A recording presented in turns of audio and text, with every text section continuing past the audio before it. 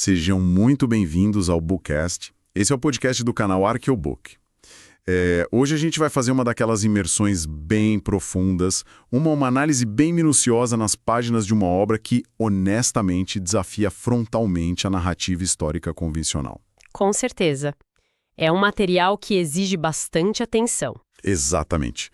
Nós vamos explorar um livro que propõe uma releitura bem radical das engrenagens do poder global. O título é Rulers of Evil, Useful Knowledge About Governing Bodies, escrito pelo autor F. Tupper Saussy. Nossa missão aqui nessa análise é mapear a fundação da tese dele. E tem uma regra essencial para o nosso papo de hoje, né?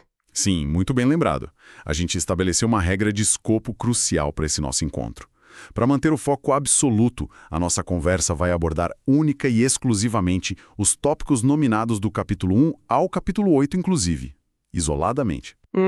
Nenhuma outra parte do livro vai ser citada ou trazida para a mesa neste momento. É um escopo fundamental, considerando a densidade e o peso das informações que o autor despeja logo nesse início. E antes da gente adentrar nesse labirinto, precisamos estabelecer uma premissa inegociável sobre a natureza do nosso trabalho aqui hoje. Por favor, é super importante. Esse material contém visões políticas, históricas e religiosas altamente controversas, então o nosso papel aqui não é tomar partido. Nós não estamos aqui para endossar, validar ou refutar as teorias que o F. Tupper Saussy apresenta. De forma alguma. O objetivo dessa investigação é puramente dissecar e transmitir as ideias exatas contidas na obra original, mantendo total neutralidade. A gente atua só como guias, tentando iluminar o raciocínio do autor para que quem está ouvindo possa tirar as próprias conclusões depois. Feita essa ressalva essencial, eu acho que a gente já pode ir direto para a tese central que ele joga na mesa.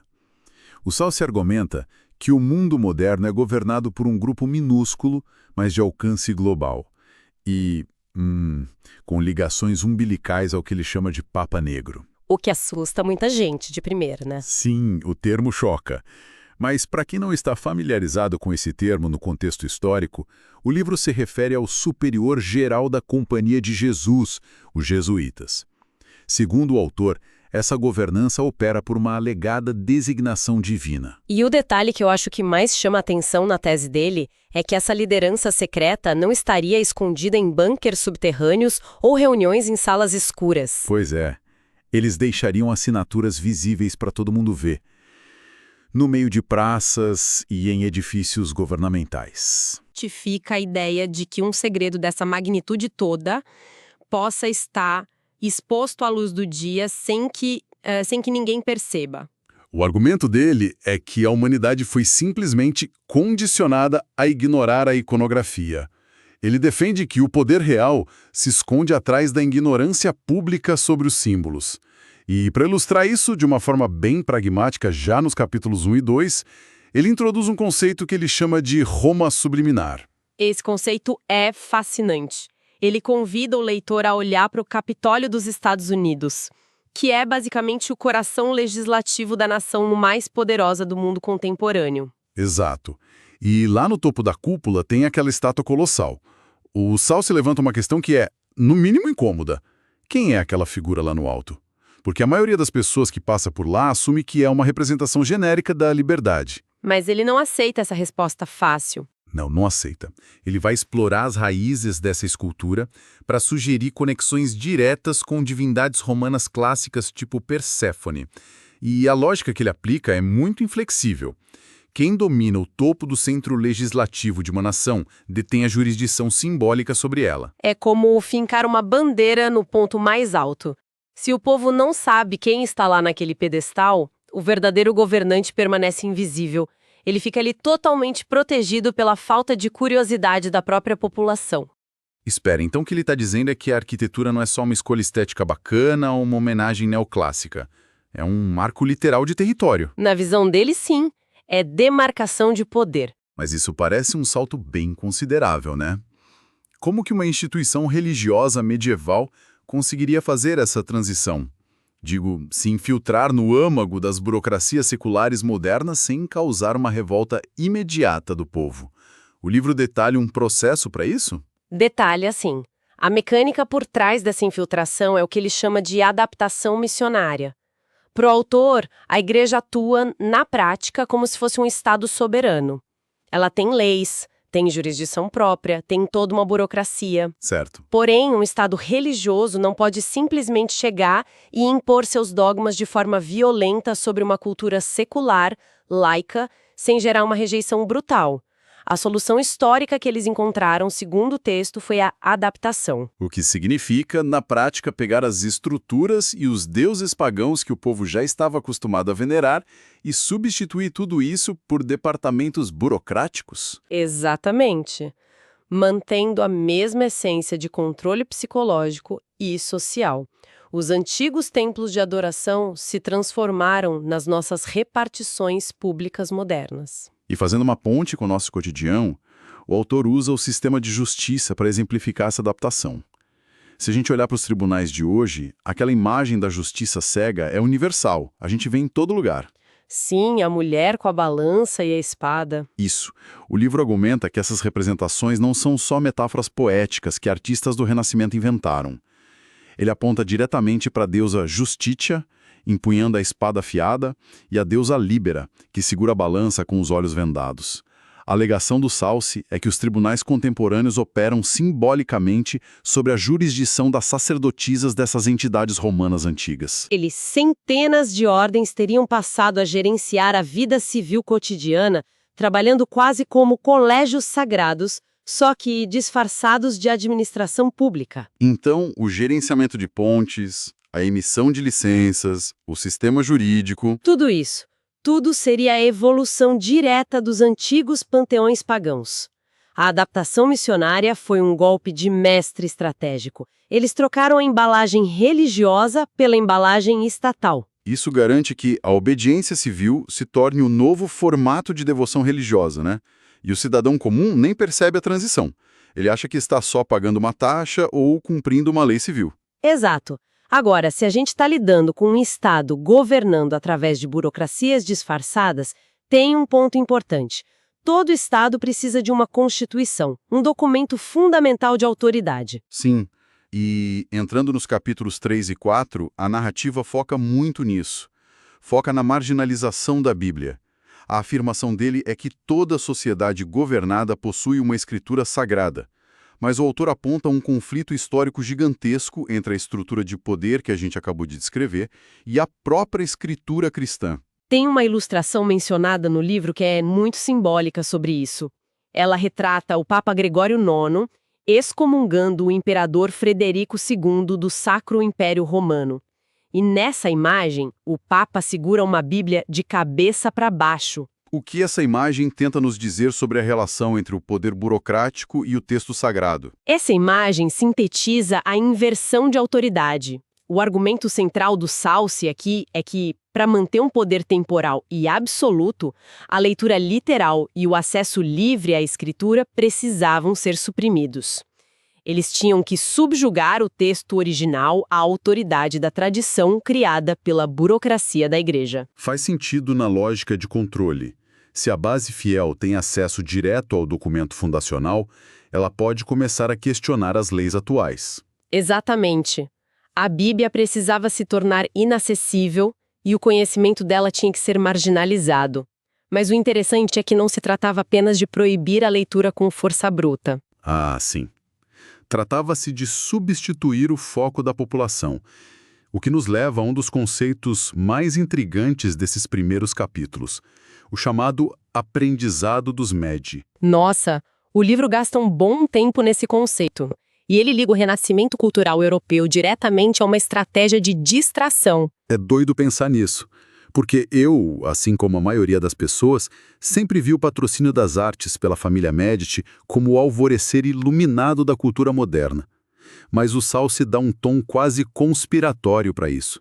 O que é exatamente esse aprendizado dos Mede, na visão dele? Na análise apresentada no texto, esse aprendizado foi uma monumental campanha de engenharia social, financiada, claro, pela rica família Médici, que mantinha laços muito estreitos com o papado, Inclusive, eles chegaram a colocar membros da própria família no trono papal. O nível de influência era gigantesco. Gigantesco. E a estratégia era muito inteligente. Em vez de simplesmente queimar bíblias em praça pública, o que geralmente gera mártires e incita a rebeldia, a ideia era inundar a mente do povo. Inundar com o espetáculo visual, né? Com toda aquela filosofia do paganismo grego e romano. Exato. O resgate da arte clássica, o humanismo secular, aquelas estátuas colossais de mármore e a filosofia platônica. Segundo o Salsi, nada disso foi um despertar artístico casual. Foi uma distração deliberada. Um ruído cultural ensurdecedor. Isso mesmo. Criado para afastar o intelecto europeu da simplicidade da alfabetização bíblica.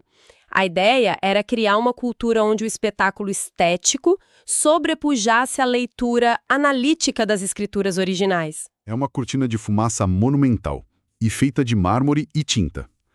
Mas enquanto essa distração cultural acontecia nas grandes cidades financiadas pelos Médici, existia também o braço punitivo da adaptação missionária operando solto. O autor descreve o processo da Inquisição e ele não usa aquele clichê cinematográfico de monges em frenesi religioso com tochas na mão. Não, de forma alguma. Ele descreve a Inquisição como um processo aterrorizantemente frio, técnico e muito jurídico. É a verdadeira burocracia do terror. É o nível de organização administrativa que ele relata que torna o processo tão formidável do ponto de vista do controle de Estado. Os inquisidores não invadiam os vilarejos gritando e quebrando tudo. Eles chegavam com credenciais formais, como se fossem diplomatas de uma superpotência global. Eles se apresentavam formalmente às autoridades civis locais. E sob a autoridade do papado, eles simplesmente exigiam a suspensão total da jurisdição civil local. O governador e o magistrado perdiam poder na mesma hora. E toda a congregação da cidade era convocada. Era uma exigência para testemunhar ou confessar. Na visão do autor, era uma demonstração inquestionável de superioridade legal sobre qualquer governo nacional. E é toda essa pressão que acaba preparando o terreno para a revolta de Martinho Lutero. O que eu achei fascinante lendo essa parte é que o livro não enquadra o choque de Lutero apenas como uma daquelas epifanias espirituais ou teológicas clássicas. O Salsi descreve o impacto no Lutero quase como o desespero de um advogado. Exatamente. Como um advogado que examina a constituição de um país e descobre que as pesadas leis penais que estão sendo aplicadas não constam em lugar nenhum do documento original. Essa analogia do advogado é essencial para a gente entender o abalo sísmico que foi a reforma. Porque ao escrutinar a Bíblia buscando embasamento, o Lutero se deparou com um vácuo de autoridade. Não tinha autoridade escritural para as exigências financeiras da época, né? Nem financeiras, nem burocráticas. De acordo com o que o autor destrincha, a ficha caiu para o Lutero de uma forma muito avassaladora. Ele percebeu que apenas o batismo e a ceia do Senhor tinham alguma sustentação real no texto antigo. Todo o resto ficou sem base. Todo o resto, os outros 5 sacramentos, a imposição rigorosa do celibato clerical, a máquina superlucrativa das peregrinações e a veneração de relíquias sagradas. Tudo isso, segundo a leitura dele, não possuía base no documento fundacional. E ao apontar o dedo para essa ausência de lastro, o Lutero ameaçou implodir todo aquele sistema que dependia exclusivamente do controle pela tradição burocrática. E a gente sabe que quando um sistema gigantesco de controle sofre uma ameaça existencial de aniquilação, ele precisa evoluir rápido. E é nesse ponto de virada exato que a gente entra nos capítulos 5 e 6. Isso. O livro começa a traçar a transição de poder entre as ordens militares e religiosas. O autor faz uma menção bem detalhada sobre os cavaleiros templários. Eles acumularam uma riqueza formidável, um poder transnacional que gerou atritos de jurisdição muito profundos entre a monarquia francesa e o papado. Sim, mas o autor sugere que a força bruta ou a força econômica dos templários já não era mais suficiente para combater a ameaça intelectual trazida pelo Lutero. O campo de batalha tinha mudado. O verdadeiro salto tático então surge com a fundação da Companhia de Jesus. O foco que o autor dá na psicologia de Inácio de Loyola, que é o fundador dos jesuítas, me pareceu ser o verdadeiro coração de todo esse primeiro segmento da obra. É o pilar de sustentação da tese dele sobre o poder moderno, sem dúvida nenhuma. A análise psicológica que ele faz, o Loyola, vai muito, muito além da disciplina militar clássica. Loyola compreendeu que a obediência tradicional tinha falhas, certo? E aí ele estabelece uma distinção que chega a ser aterradora entre a obediência da vontade e a obediência do entendimento. Vamos detalhar bem essa diferença, porque as implicações são profundas. Na obediência da vontade, o subordinado cumpre a ordem mesmo detestando o que ele está fazendo. Ele suprime o desejo pessoal, mas o cérebro dele continua sabendo que a ação é indesejada ou muitas vezes incorreta. A vontade dele é dobrada, mas a percepção da realidade ao redor permanece intacta. Perfeito. Agora, o que o Inácio de Loyola exigia sob a obediência do entendimento era o controle total sobre a cognição do indivíduo. É alterar a realidade. Sim. Essa obediência exige que o membro da ordem altere a própria matriz de realidade para se alinhar, de forma irrestrita, à visão do superior. O exemplo prático, bem famoso, que o livro usa para ilustrar isso é o das cores. Ah, sim. Se a igreja disser que o branco que os seus olhos veem é, na verdade, preto... Você não deve apenas fingir obediência e dizer da boca para fora que é preto. Você deve questionar os seus próprios sentidos.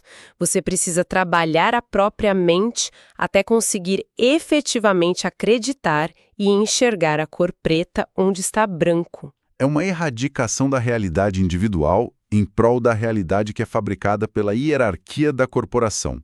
É uma reengenharia cognitiva brutal, e é isso que torna qualquer ato aceitável desde que a ordem venha de cima. O que nos leva a uma das passagens mais pesadas descritas na obra. Sem dúvida.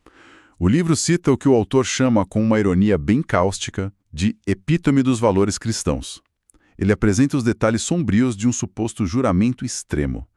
Um juramento que seria exigido das altas patentes da ordem jesuíta. A violência documentada nesse juramento é extrema e muito perturbadora. Demais, ele detalha autorizações explícitas para aniquilação de hereges por métodos horríveis. Esfolamento, enforcamento, fervura, estrangulamento. Eles podiam até enterrar vivos os opositores. E nos casos em que o combate aberto não fosse vantajoso, o juramento ordenava o uso furtivo de veneno ou de bala de chumbo, e não importava a classe ou o cargo da vítima. O ponto central do autor ao trazer esse juramento documentado não é apenas causar choque gratuito na leitura. Ele quer demonstrar, na prática, a eficácia sombria da obediência do entendimento. Faz sentido. Alguém que teve a própria moralidade e a percepção de realidade totalmente substituídas pela vontade do superior não sente hesitação nenhuma. Não tem remorso ao executar atos tão brutais. A ação violenta deixa de ser vista como um pecado ou um crime. Ela passa a ser internalizada como o mais elevado dever ético perante Deus. É a mecanização do ser humano, né? Ele é transformado numa ferramenta perfeita do Estado burocrático. E esse nível de compartimentação cega, de obediência absoluta, nos conduz direto para os capítulos 7 e 8.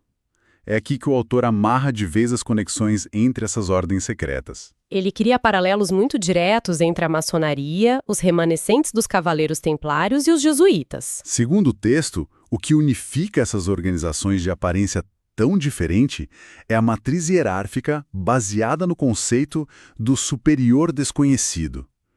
Como que funciona essa dinâmica na prática? E por que o autor menciona algo chamado de toque de Deus para justificar isso? O superior desconhecido é a garantia de invulnerabilidade do sistema todo. Nessas estruturas piramidais rigorosas, a base recebe ordens inquestionáveis, mas ninguém que está embaixo consegue traçar a origem exata do comando até chegar no topo absoluto. O rosto da liderança permanece sempre oculto. Sempre oculto. E o que garante que milhares de pessoas sigam ordens de uma figura que é basicamente um fantasma? É aí que entra o toque de Deus. Que é o conceito de transferência de autoridade. Isso. O autor explica que essas organizações operam sob a premissa de que a autoridade legítima, a verdadeira chama do poder divino, é transferida ininterruptamente do alto para baixo de uma forma invisível. Ou seja, o toque de Deus legitima a existência e as ordens do superior desconhecido. O subordinado lá na ponta acredita que desobedecer a essa ordem misteriosa equivale a desobedecer à própria divindade. Isso blinda a estrutura, blinda contra questionamentos internos e também contra expurgos externos. É uma furtividade estrutural muito bem pensada, mas que precisa de uma energia específica para operar no meio da sociedade moderna sem ser notada. E para ilustrar o tipo de força arquetípica que governa esse engano, o Salsi traz a figura mitológica do deus romano Mercúrio. Mercúrio é o patrono do comércio, da eloquência, da mente universal. Mas, fundamentalmente, na mitologia, ele é conhecido como o arquétipo do trapaceiro. E o livro faz uma analogia fascinante e completamente inesperada aqui. Para explicar a energia de Mercúrio na modernidade, o autor compara esse deus antigo ao vilão ciborgue de metal líquido daquele filme clássico O Exterminador do Futuro 2. A comparação com o T-1000, né, aquele metal líquido prateado que é puro mercúrio, é uma das formas mais didáticas do livro de ilustrar esse argumento. Qual seria a função exata do trapaceiro na engrenagem de controle descrita pelo autor usando essa analogia? Pensa no vilão do filme. Ele não tem uma forma estática. Ele mimetiza o ambiente, assume o rosto das pessoas em quem a vítima mais confia, ele espelha as vozes familiares e consegue se infiltrar em qualquer fenda, de forma fluida. Essa é a energia do deus Mercúrio, agindo como trapaceiro e o que ele chama de psicopompo. Psicopompo. Na antiguidade, isso era o guia das almas, né? Exato, o guia das almas para o submundo. No contexto do controle populacional moderno do livro, o psicopompo não usa exércitos tradicionais para forçar a humanidade à submissão. Ele usa o carisma, o mimetismo perfeito e o comércio de ilusões para atrair as massas impuras em direção ao abismo, e de forma voluntária. O trapaceiro manipula a realidade refletindo exatamente o que as pessoas desejam ver e ouvir. Enquanto ele faz isso, ele conduz todo mundo silenciosamente para a subjugação. É uma tática de infiltração fluida. E, segundo a conclusão destes 8 primeiros capítulos, essa tática encontrou sua materialização política em um evento histórico monumental. O autor defende que o terror burocrático da Inquisição, somado àquelas intensas deliberações do famoso Concílio de Trento, não foram reações desesperadas. Só para contextualizar quem nos escuta, o Concílio de Trento foi aquela longa assembleia legislativa da Igreja, lá no século XVI. A assembleia que cimentou as doutrinas contra a reforma protestante. Isso, oficializando de vez que a tradição e as bulas da Igreja tinham peso igual ou superior às escrituras originais. E o argumento bem polêmico do livro é que Trento serviu como uma pista de decolagem perfeita para a Companhia de Jesus. A tese toda dos primeiros capítulos culmina exatamente nisso. O Concílio de Trento formalizou juridicamente a marginalização da Bíblia, que era o que os protestantes defendiam.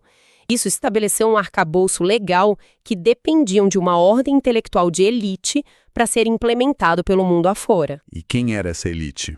Os jesuítas. Munidos com a ferramenta da obediência do entendimento e operando sob a dinâmica furtiva do Deus trapaceiro, os jesuítas teriam se tornado a evolução natural dos cavaleiros templários. Segundo essa visão bem controversa do Salsi, eles assumiram a posição de verdadeiros arquitetos invisíveis da modernidade. Utilizando a adaptação missionária em cada etapa para moldar os governos, as instituições e as culturas. E permanecendo sempre ocultos à vista de todos. Aquele segredo aberto. É um livro de articulação entre eventos de séculos diferentes, que é de cair o queixo. Sim, propor isso para formar uma única tese sobre o poder moderno é estarrecedor. E isso, inevitavelmente, levanta uma questão essencial sobre o impacto deste material para a gente hoje. Por que dissecar essa tese, com todos esses elementos superpolêmicos, tem alguma utilidade prática para quem busca entender o fluxo de informações no mundo atual? O maior valor, eu diria, está no treinamento mental para identificar padrões de controle. O conceito da obediência do entendimento do Loyola é uma ferramenta analítica formidável para os dias de hoje. Se a gente observar a arquitetura das redes sociais, por exemplo, A manipulação de dados, né? sim, e as bolhas ideológicas criadas por algoritmos, a gente pode se perguntar até que ponto a nossa percepção individual da realidade está sendo moldada de fora para dentro. Vivemos em uma era dominada por telas que ditam o que é verdade e o que é falso. Os algoritmos e os grandes conglomerados de mídia funcionam quase como as versões contemporâneas daquele superior desconhecido. Perfeito.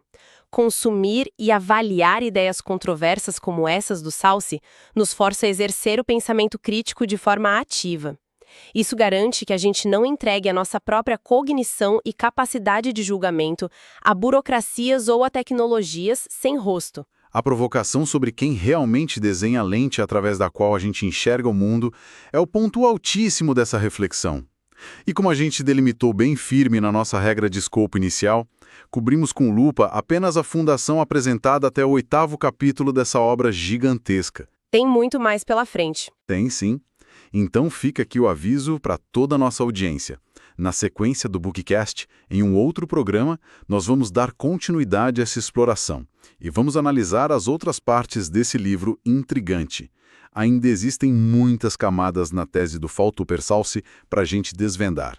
Nós continuaremos destrinchando os argumentos do autor nos próximos encontros e mantendo sempre a nossa neutralidade e o compromisso em apresentar as ideias originais com o máximo de clareza possível. E para encerrar de vez a nossa imersão de hoje, eu vou deixar uma última fagulha para o pensamento de quem acompanhou até aqui.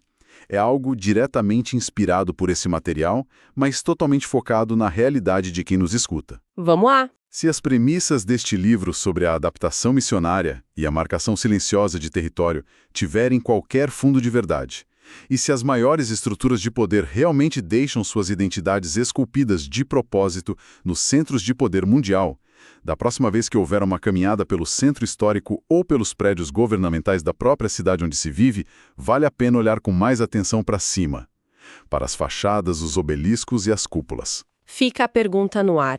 Que tipo de divindade antiga, símbolo ou guardião invisível a arquitetura local está abrigando acima das portas da justiça ou da política, declarando silenciosamente quem domina aquele espaço? Fica um mistério para a observação aguçada de cada um. Agradecemos imensamente a companhia de todos em mais uma investigação profunda do Bookcast e até o nosso próximo encontro. Nesta parte, vamos direto aos detalhes de uma teoria histórica provocativa que desafia praticamente tudo que se aprende nas aulas de história tradicionais. Com certeza, é uma mudança total de perspectiva. Exato. A missão nesta exploração é mergulhar profundamente numa tese muito específica do livro Rulers of Evil, do F. Tupper Salsi. O objetivo central aqui é desconstruir a visão altamente controversa do autor sobre como estratégias secretas e manipulação de percepções teriam sido usadas para moldar a Revolução Americana e, no fim das contas, o mundo moderno. E antes de entrar nesses detalhes, é fundamental deixar claro para quem acompanha a nossa análise que o texto original lida com temas que têm um fortíssimo viés político e também religioso. Nossa função aqui é atuar estritamente como guias analíticos pelas páginas da obra. Nós não tomamos partido, não endossamos as visões do autor e, não estamos aqui para validar teorias da conspiração. Sim, é uma análise fria do texto. Exatamente. O propósito é simplesmente abrir o livro, colocar as ideias na mesa e tentar entender a lógica complexa que o autor construiu de forma totalmente imparcial. E para manter o rigor, esta conversa vai se limitar exclusivamente aos eventos, teorias e personagens descritos do capítulo 9 ao capítulo 16, inclusive. Isoladamente, nós vamos dissecar essa suposta rede de inteligência e estratégia militar nesses trechos específicos, deixando outras partes de lado por enquanto. Certo. Vamos desvendar isso, porque o autor começa essa jornada de uma maneira fascinante, abordando o domínio das emoções e o controle da narrativa pública. A guerra psicológica, né? Isso, a guerra psicológica. Segundo o texto, a Companhia de Jesus, os jesuítas, perceberam muito cedo o poder do teatro e da mídia. Eles teriam entendido que para conquistar a confiança pública, a arte dramática era uma arma incomparável. O livro traz um exemplo histórico super específico que é a peça Cenodoxus. Ah, sim. A peça de 1625. Isso, escrita por um jesuíta, Jacob Dermann. A narrativa conta que o impacto emocional daquela encenação foi tão avassalador que 14 nobres da corte da Baviera simplesmente abandonaram a vida pública logo depois de assistir. Eles se isolaram para fazer exercícios espirituais. Mas aí vem a pergunta: como o autor conecta um evento teatral do século XVII com uma estratégia moderna? O que é fascinante aqui é como o autor não enxerga esse evento bávaro como um caso isolado. Ele vê isso como a gênese de um método de engenharia social. Ele constrói uma ponte entre essa tática teatral antiga e a era moderna, citando a encíclica papal Miranda Prorsus. Aquela de 1957. É essa mesma, promulgada pelo Papa João XXIII. Essa encíclica encorajava abertamente o uso dos meios de comunicação da época, como rádio, TV, cinema, para representar o mal moral através da dramatização. A tese do Salce é que isso nunca foi apenas sobre arte ou moralidade cristã. Era uma tecnologia de controle. Uma forma de dominar a mente. Exato. Ao saturar a sociedade com dramatizações de alto impacto, o objetivo seria essencialmente purgar a lógica, purgar a memória nacional. Quase como um ataque de negação de serviço, mas para o cérebro humano. Se as pessoas estão constantemente sob bombardeio de estímulos que exigem resposta dramática, o raciocínio crítico simplesmente desliga. O que sobra são respostas emocionais desenfreadas. E o resultado prático disso, segundo o livro, é criar uma população em estado de reatividade crônica. Uma sociedade que reage por instinto, por medo ou paixão, se torna incrivelmente maleável. Eles param de analisar os fatos com frieza.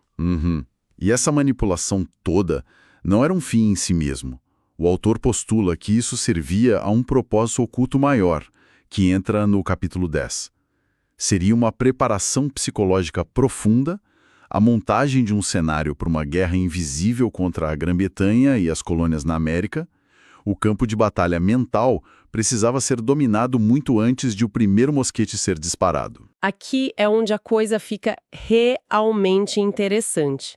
Porque quando a gente pensa em guerra no século XVIII, a imagem clássica é a infantaria marchando em linha reta, canhões, os casacas vermelhas. Sim, guerra tradicional europeia. Pois é, mas o livro introduz a adoção de uma filosofia militar milenar que vai totalmente na contramão disso. E aí entra a arte da guerra do chinês Sun Tzu. A maioria das pessoas acha que esse texto chegou ao Ocidente de forma orgânica. Mas o autor destaca que o livro foi traduzido e introduzido por um padre jesuíta francês, Joseph-Marie Amiot, em 1772. E o detalhe crucial é a quem o Amiot respondia. Essa é a pedra angular do argumento dele. Amiot Neto estava sob obediência direta ao superior geral dos jesuítas da época, o Lorenzo Hite. A filosofia central do Sun Tzu, que o autor argumenta ter sido devorada pelo Hite, baseia-se num princípio supremo. A excelência máxima não é vencer todas as batalhas, mas quebrar a resistência do inimigo sem lutar. Conquistar cidades sem derramar sangue. Exato. O verdadeiro mestre manipula a informação a ponto do adversário entrar em colapso por conta própria. E o Salce usa essa premissa para reinterpretar um dos eventos mais drásticos da história da Igreja. A supressão da ordem. Naquela época, os jesuítas foram sistematicamente expulsos de Portugal pelo Marquês de Pombal, depois da França, da Espanha. E o ápice, que parece uma derrota total, é quando o Papa Clemente XIV suprime a ordem globalmente e prende o Lorenzo Hite no Castelo Sant'Angelo. Olhando de fora, parece a destruição absoluta. Como ele explica isso através do Sun Tzu? Se conectarmos isso ao panorama geral da tese, a leitura muda completamente.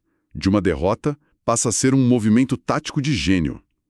É a aplicação pura da máxima, quando for forte, finja fraqueza. Fingir que foi destruído para assumir do radar. Exatamente.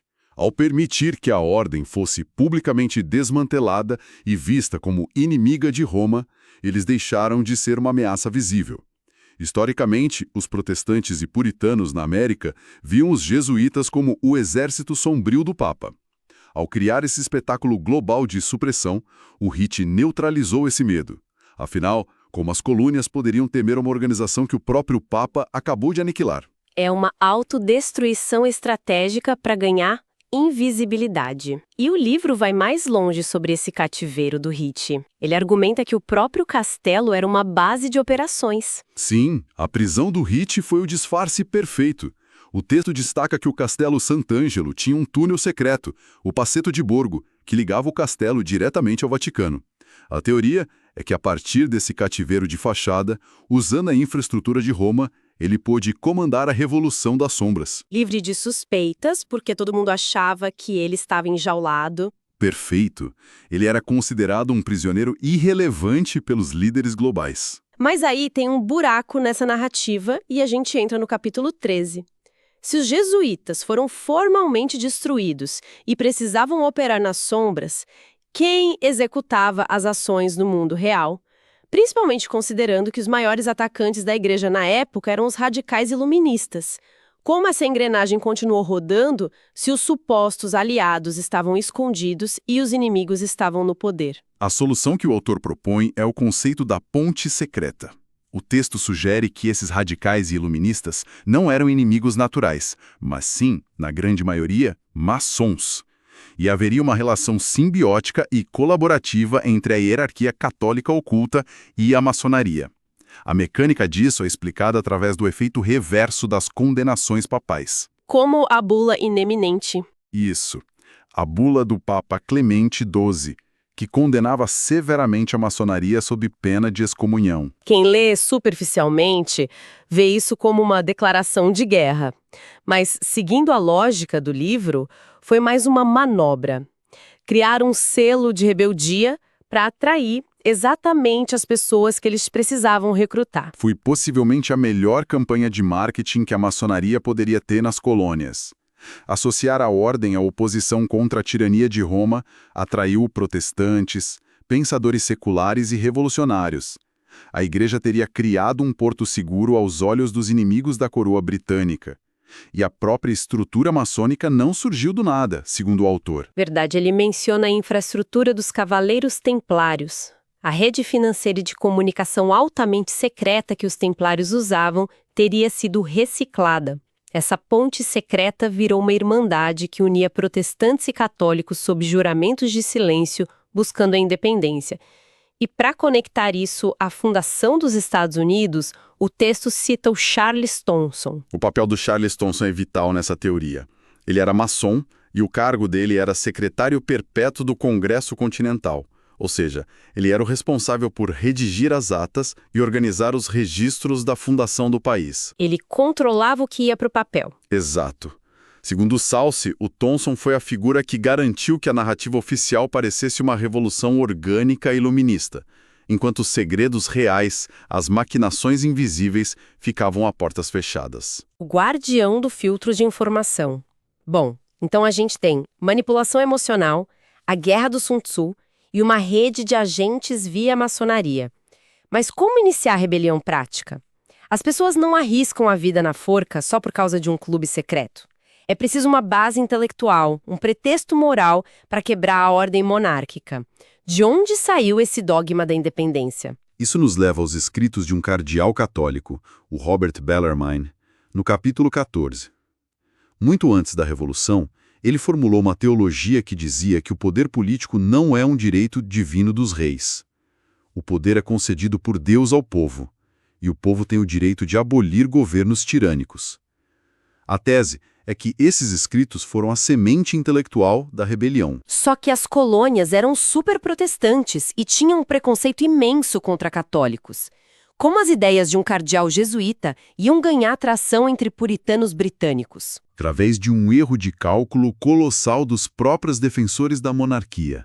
Intelectuais protestantes, como o Sir Robert Filmer, tentaram esmagar a teologia do Bellarmine. O Filmer escreveu obras atacando o cardeal e defendendo o direito divino absoluto dos reis. A ironia, segundo o livro, é que os argumentos do Filmer eram tão opressores que o feitiço virou contra o feiticeiro. Ele acabou dando palco para as ideias do rival. Exatamente. Ao tentar refutar o Bellarmine detalhadamente, o Filmer popularizou as teses do cardeal para um público que nunca leria um texto jesuíta diretamente. Os colonos leram o debate e concluíram que a visão do cardeal era inegavelmente superior à tirania defendida pelo Filmer. O dogma da independência foi plantado quase por acidente, mas ainda assim, filosofia sozinha não faz ninguém jogar chá no Porto de Boston. Tem que doer no bolso. Como eles conseguiram irritar os colonos a ponto de derramar sangue? A teoria fala em manipulação do trono inglês, certo? Sim, o capítulo 15 aborda exatamente isso. A aplicação prática envolveu infligir dor econômica deliberada. O foco vai para o John Stuart, o Lord Bute. Ele era o tutor e conselheiro mais próximo do inexperiente rei George III. O autor sugere que o Bute tinha simpatias por Roma e atuava como um agente dessa agenda invisível. E a ideia era criar revolta aprovando leis inaceitáveis. O Bute teria manipulado o rei para aprovar impostos opressivos como a lei do selo. A intenção, segundo a obra, não era arrecadar dinheiro para Londres, era puramente psicológico, para causar fúria e forçar um divórcio violento entre a América e a Inglaterra. Isso levanta uma questão importante, que é o foco do capítulo 16. Como você transformou o ressentimento econômico numa cruzada de massas? A resposta foi agitar a direita religiosa. O estrategista precisava unificar as diversas denominações protestantes contra a coroa. E a tática foi inflamar o medo mais profundo deles, que era a ameaça de uma tirania espiritual iminente. O famoso boato do Lambeth americano. Lambeth é a sede do líder da Igreja da Inglaterra. E espalharam o pavor de que a coroa ia instalar um bispado na América.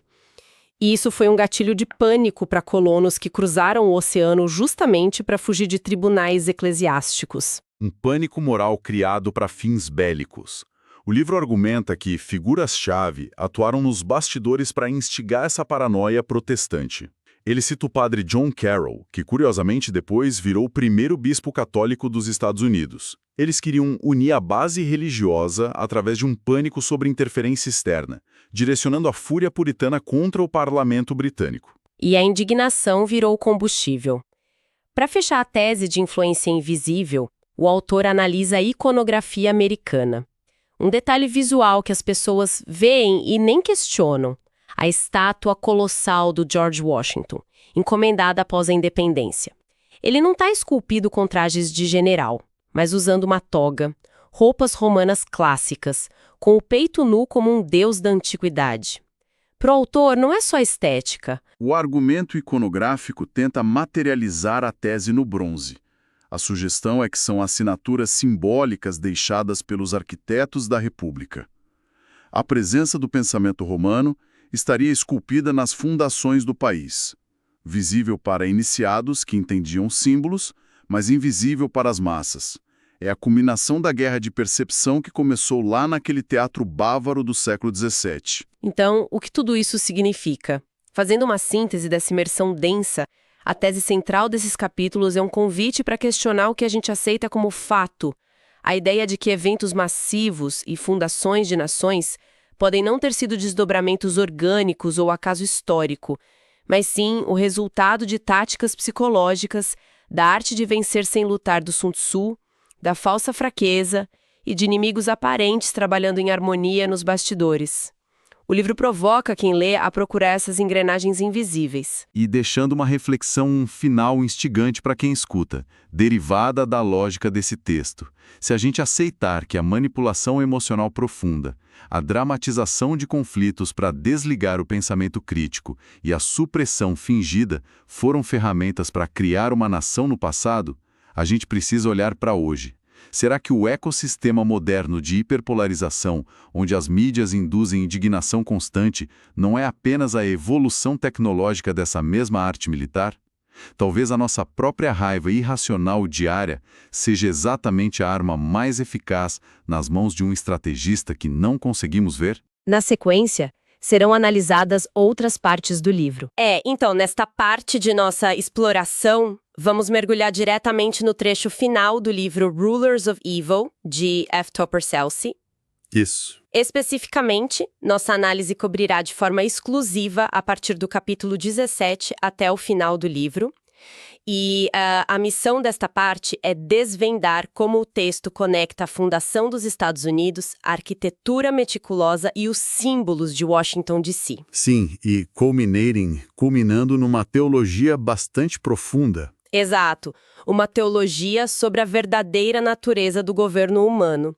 É uma jornada complexa que certamente propõe um olhar muito diferente sobre eventos históricos que a gente acha que conhece bem. Com certeza. E é fundamental estabelecer desde o início para a nossa audiência que o material apresenta uma síntese assim incrivelmente detalhada de história, atuação de sociedades secretas e uma interpretação bíblica bem heterodoxa. Bem fora da caixa, né? Isso. Nosso objetivo aqui é dissecar as afirmações da obra de forma totalmente imparcial para quem nos acompanha. Estamos apenas relatando e analisando o conteúdo fascinante da fonte. Claro, desconstruindo a lógica do autor, sem endossar nenhuma dessas visões políticas ou religiosas. Exatamente. Trata-se de entender a arquitetura do argumento proposto nessas páginas finais do livro. Certo, vamos desvendar isso. O cenário que abre essa reta final é a Europa na década de 1770. Temos um evento histórico monumental. O Papa Clemente XIV toma uma decisão drástica e dissolve oficialmente a Ordem dos Jesuítas. Um momento de pura tensão. Sim. E enquanto isso acontece, figuras coloniais incrivelmente influentes, tipo o John Carroll, estão em uma viagem pela Europa. O texto sugere que essa dissolução papal não foi uma derrota definitiva. Não mesmo, segundo o autor. Pois é, foi sim o gatilho para o início de uma estratégia completamente nova e engenhosa, liderada pelo então general dos jesuítas, o Lorenzo Ricci.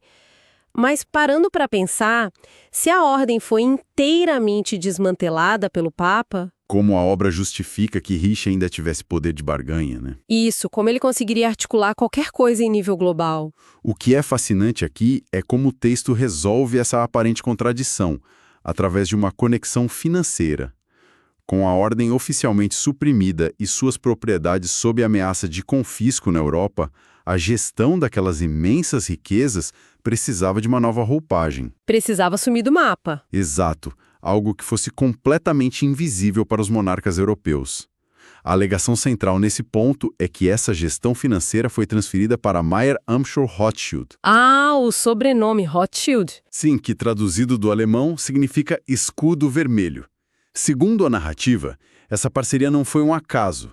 Ela garantiu um sigilo financeiro absoluto à igreja. Ao utilizar uma fachada bancária secular e emergente, a instituição conseguiu mascarar seu poder contínuo. E proteger os ativos durante os anos de supressão. Uma manobra de bastidores impressionante. Totalmente. E a estratégia delineada no texto vai muito além das finanças. A obra traz à tona os 13 artigos da arte militar de Sun Tzu. A famosa arte da guerra. Aquela filosofia oriental que prega que a maior vitória é vencer o inimigo sem precisar lutar, usando o engano, a espionagem e manipulando o ambiente. Isso. A premissa é que Lorenzo Ricci, operando nessas novas sombras financeiras e políticas, aplicou meticulosamente essas táticas. A ideia é que, em vez de usar exércitos católicos tradicionais, ele influenciou eventos de forma invisível. E o exemplo mais contundente dado pelo autor é a manipulação do fluxo de chá da Companhia Britânica das Índias Orientais. A famosa festa do chá de Boston. Isso. Se olharmos para os princípios de Sun Tzu trazidos pelo autor, a manipulação das leis de impostos sobre o chá não foi um erro de cálculo do Império Britânico. Foi uma provocação deliberada. Uma armadilha. Exatamente. Ao forçar o monopólio do chá e instigar a revolta nas colônias, o descontentamento atingiu um ponto de ebulição perfeito. A tese é que a Revolução Americana não foi um levante puramente espontâneo. De colonos insatisfeitos. Não, mas uma ruptura cuidadosamente orquestrada por uma inteligência superior. O objetivo estratégico seria separar as ricas colônias americanas do domínio protestante da coroa britânica, criando uma nova república onde, ironicamente, a liberdade religiosa permitiria que a influência antes banida voltasse a florescer. Perfeito. É exatamente essa linha. Aqui é onde a coisa fica realmente interessante, porque o livro introduz uma narrativa que reescreve uma das figuras centrais desse período. Oficialmente, a gente sabe que Lorenzo Ricci foi preso e morreu no Castelo de Santo Ângelo, lá em Roma. Essa é a história oficial. Mas o texto apresenta a teoria de que ele forjou a própria morte. E a partir dessa suposta morte forjada, ele teria cruzado o Atlântico rumo à América. Assumindo uma nova identidade. Sim, a de um viajante europeu misterioso, incrivelmente culto e idoso, que ficou conhecido nos círculos revolucionários apenas como o professor. E esse professor é descrito não como um mero observador, sabe? Mas como uma força motriz no centro de decisões cruciais para a identidade da nova nação. A anedota mais notável que o livro resgata envolve o próprio design da primeira bandeira americana. A das 13 listras, exato.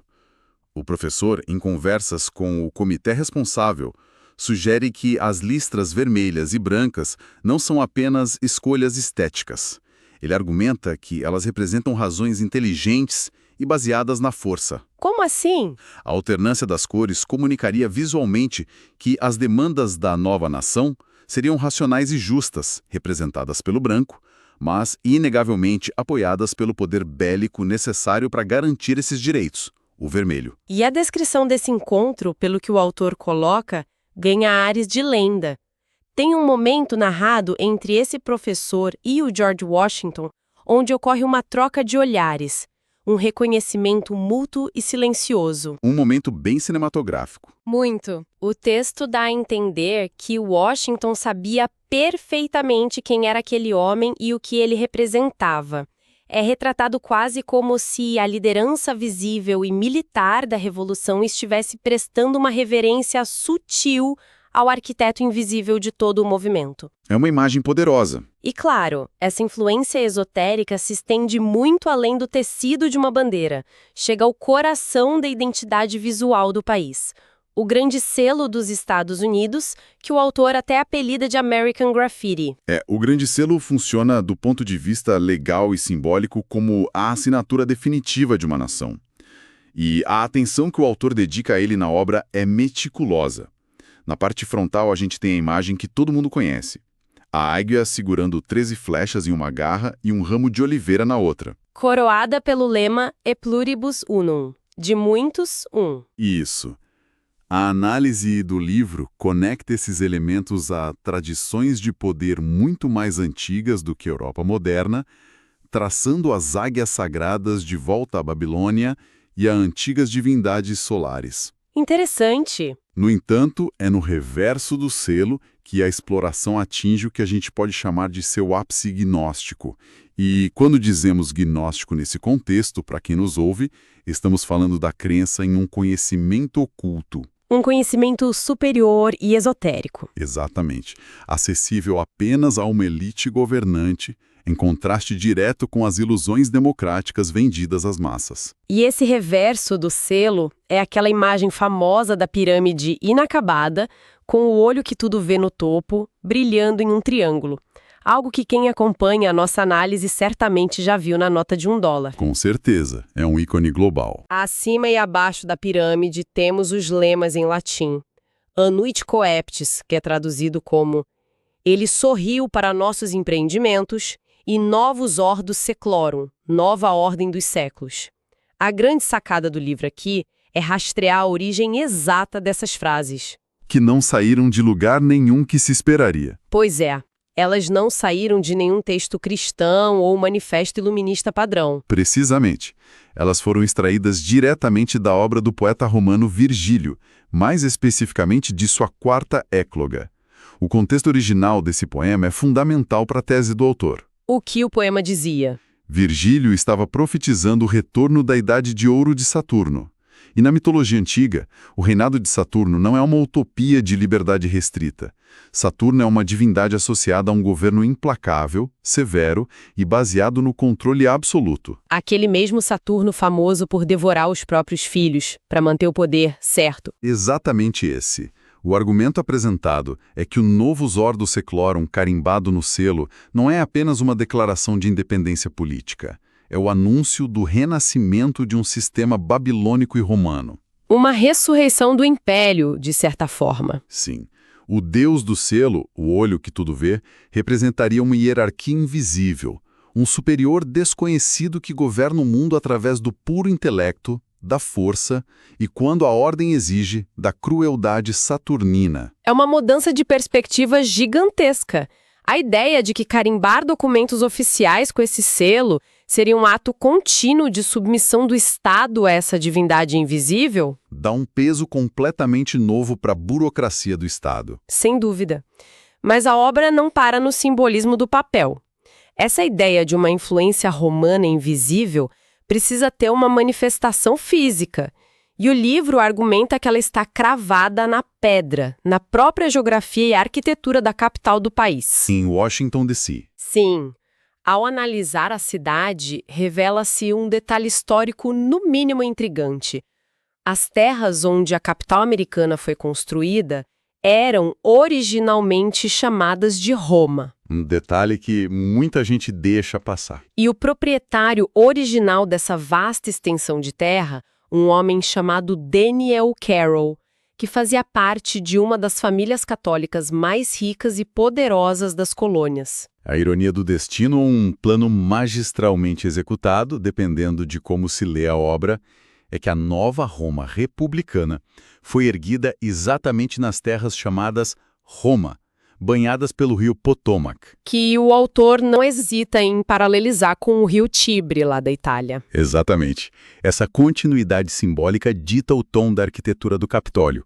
Olhando para o topo do imponente domo do edifício, há uma estátua colossal. Oficialmente, ela é batizada de Liberdade. Mas o livro discorda, imagino. Profundamente.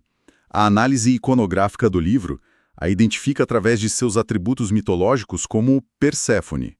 E Perséfone não é uma deusa da liberdade no sentido moderno. Ela é a rainha do submundo. Isso.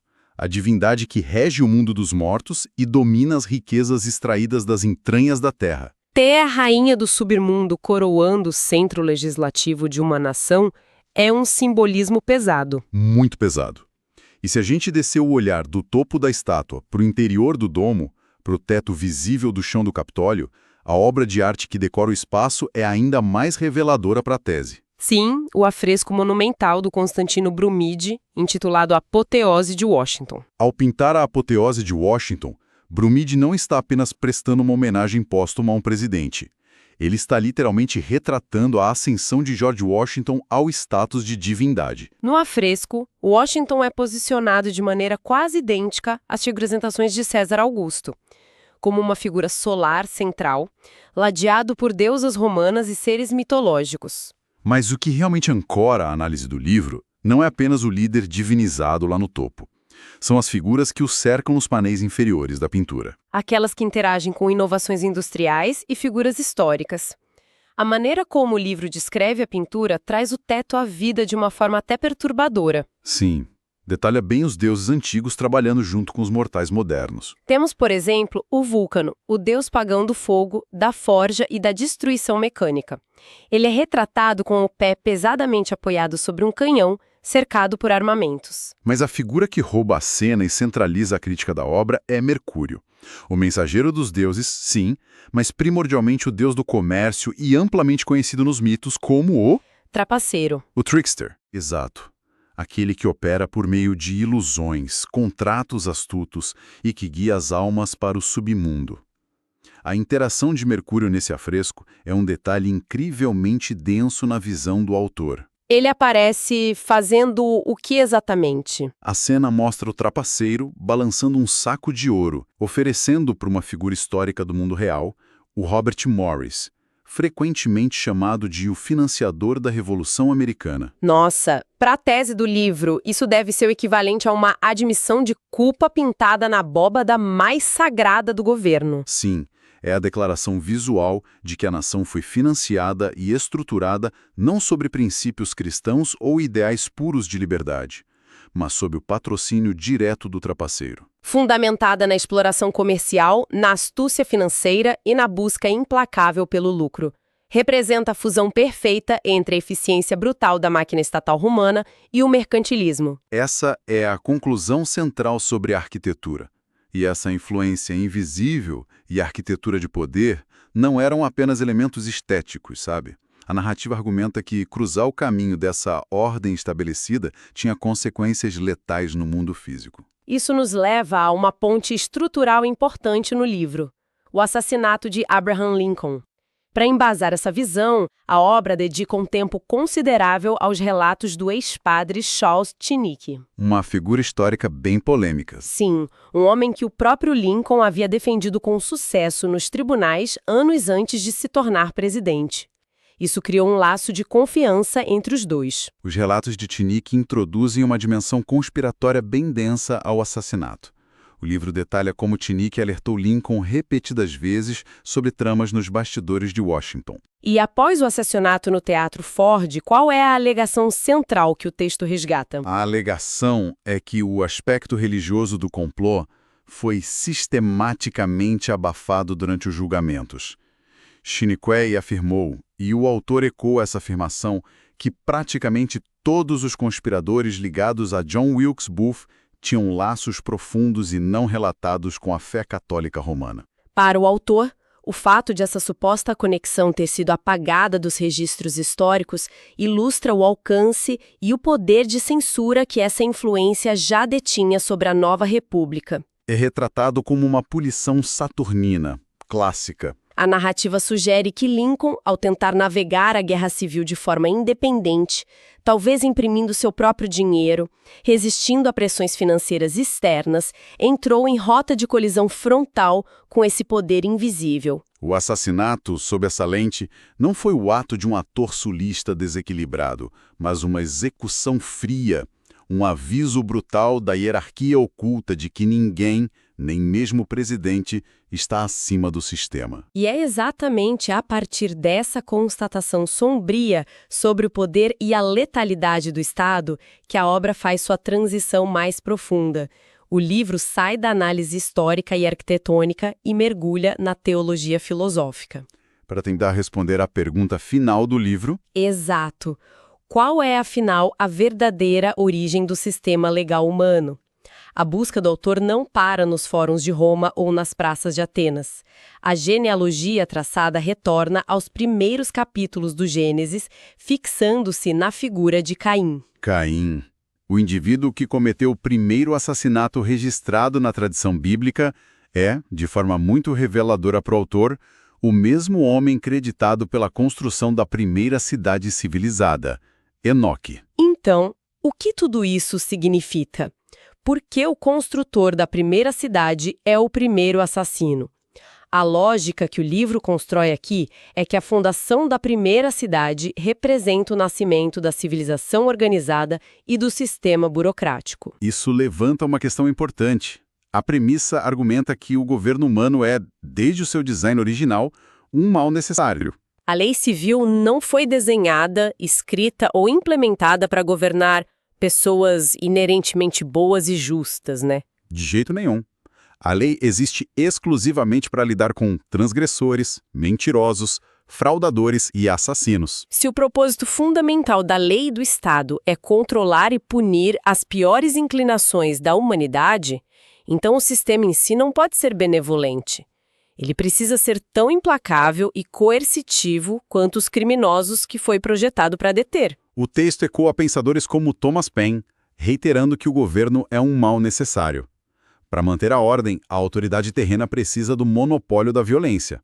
Ela precisa empunhar a espada da punição brutal. E é nesse ponto que o livro divide a realidade da experiência humana em dois conceitos perfeitamente opostos: os dois ministérios. A explicação desses dois ministérios é onde o argumento teológico amarra todas as pontas.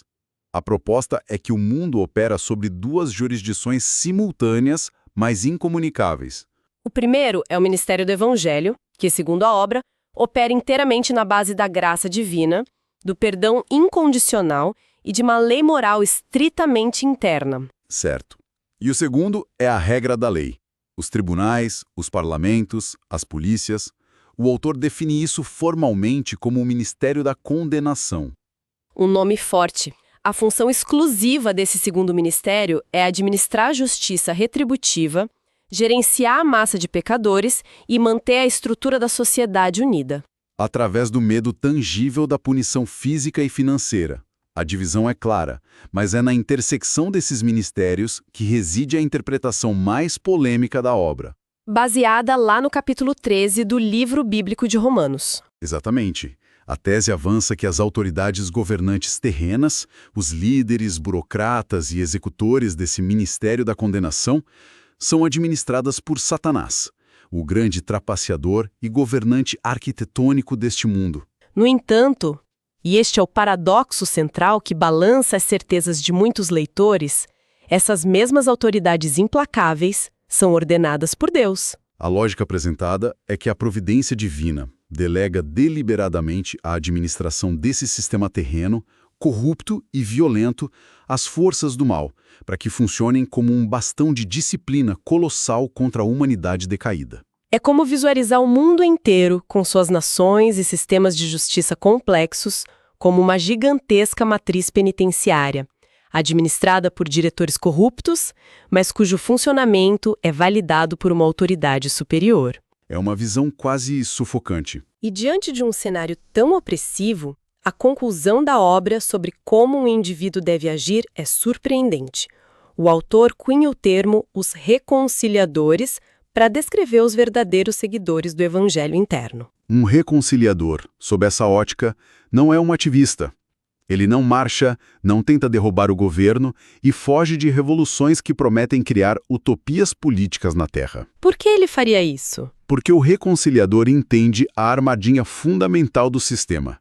Ele reconhece que a arena política e a estrutura governamental são inerentemente ilusórias, geridas eternamente pelo trapaceiro e desenhadas para serem coercitivas. Tentar purificar a política é jogar as regras do trapaceiro no tabuleiro dele. Exato.